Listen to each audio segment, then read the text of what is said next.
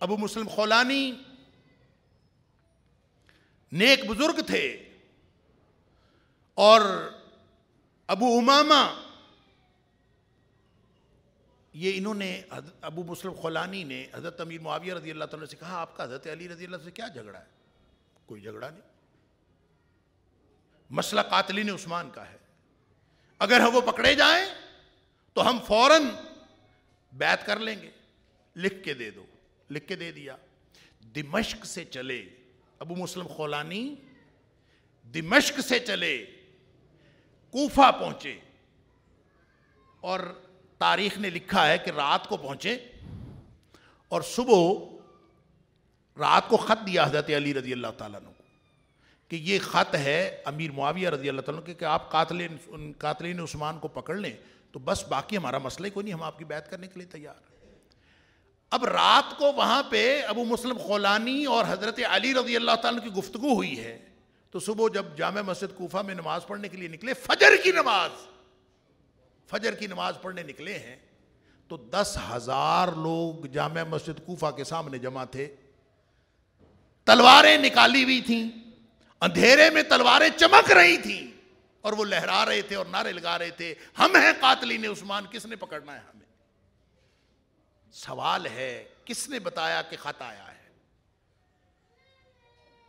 سازش اندر آ گئی، جو باہر تھی وہ اندر آ گئی، لہذا آپ جہاں بھی دیکھتے ہیں آپ کو وہ گروہ اندر موجود نظر آتا ہے۔ آپ حضرت عائشہ صدیقہ رضی اللہ تعالی عنہا جب وہ مکہ مکرمہ سے بصرہ کی طرف گئی ہیں، ان کے ساتھ بھی وہ گروہ، ان کے افراد موجود ہیں۔ اگر حضرت امیر معاویہ رضی اللہ تعالیٰ عنہ دمشق میں ہیں، ان کے ساتھ بھی کوئی نہ کوئی گروہ موجود ہے۔ اگر حضرت علی رضی اللہ تعالیٰ عنہ کوفہ میں ہیں، ان کے ساتھ بھی کوئی نہ کوئی گروہ موجود ہے۔ انہوں نے جنہوں نے اسلام کے اندر آ کے سازش کرنے کا پروگرام بنایا تھا، وہ دن اور آج کا دن امت مسلمہ کے اندر سازش کرنے والے موجود ہیں۔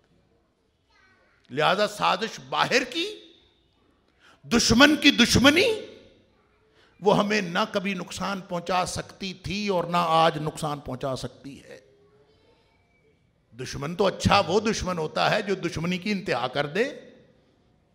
دشمن ہے ہی کون جو دشمنی نہ کرے؟